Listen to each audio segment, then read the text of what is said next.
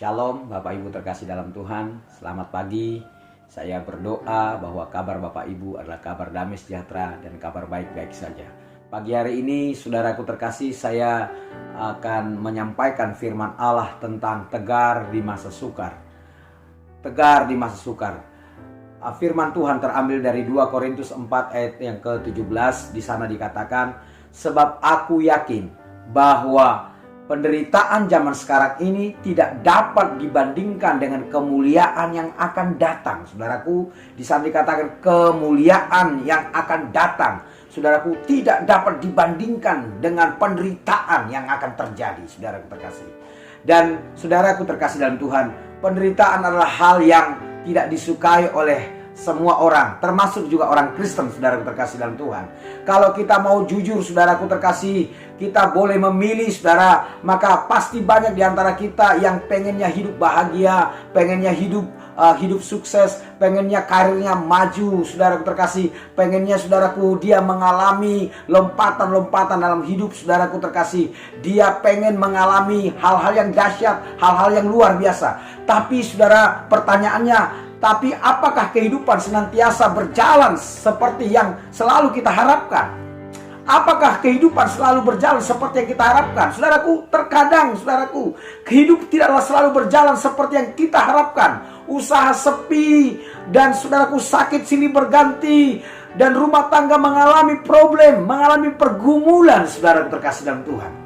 Namun demikian, jangan mengeluh dan jangan takut, tetaplah kuat, saudara. Sebab penderitaan badani yang kita alami hanya sementara, saudaraku, yang tidak bersifat kekal. Dan hal itu tidak bisa dibandingkan dengan kemuliaan kekal yang akan kita terima, saudara terkasih. Pertanyaan penting yang harus diajukan adalah bagaimana supaya kita tetap tegar di dalam masa-masa yang sukar. Saudaraku, yang pertama, saudaraku terkasih, adalah kita harus menyadari bahwa tidak sendiri kita mengalami penderitaan. Kita harus menyadari bahwa kita tidak sendiri mengalami penderitaan. Saudaraku, penderitaan adalah hal yang pasti dan akan dihadapi oleh semua orang di muka bumi ini, siapapun dia. Selama masih ada di dunia, saudaraku, penderitaan akan tetap ada. Firman Allah berkata dalam Ayub pasal yang ke-7 ayat yang pertama, saudaraku, bukankah manusia harus bergumul di bumi dan hari-harinya seperti hari orang-orang upahan? Dikatakan, bukankah manusia harus bergumul di bumi dan hari-harinya seperti hari-hari orang upahan?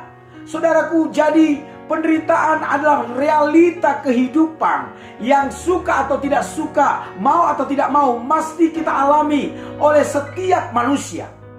Tidak terkecuali oleh orang percaya sekalipun. Manusia pastilah mengalami persoalan, pastilah mengalami pergumulan, termasuk orang percaya. Namun saudaraku, percayalah, tetaplah engkau kuat, bahwa engkau tidak pernah sendirian dalam menghadapinya. Sebab ada Yesus yang bersama-sama dengan engkau. Ada Yesus yang bersama-sama denganmu.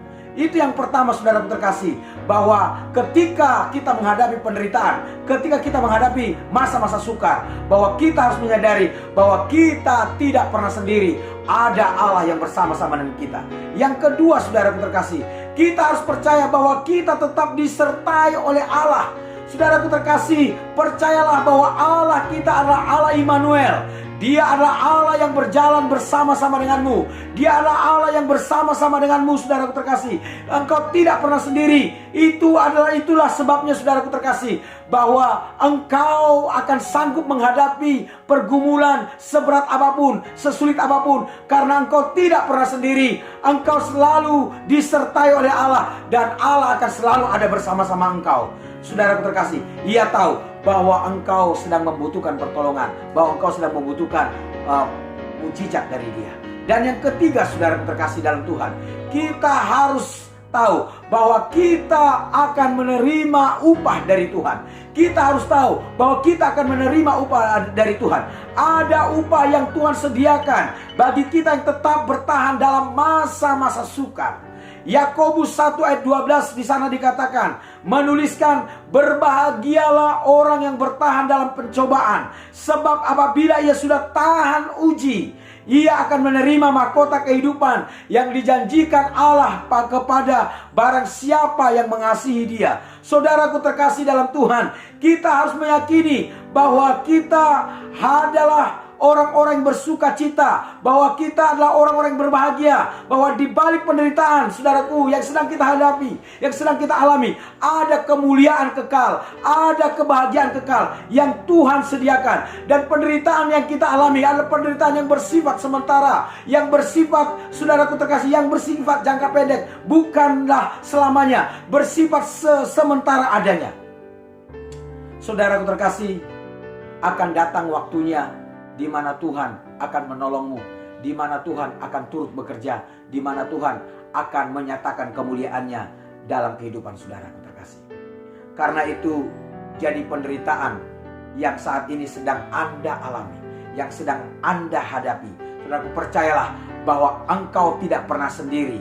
Selanjutnya, saudaraku terkasih, bahwa percayalah bahwa engkau tidak pernah menghadapinya seorang diri. Engkau selalu bersama-sama dengan Allah. Engkau selalu bersama-sama dengan Tuhan. Engkau selalu bersama-sama dengan Yesus Tuhan, yang adalah Raja dan Juru Selamat kita.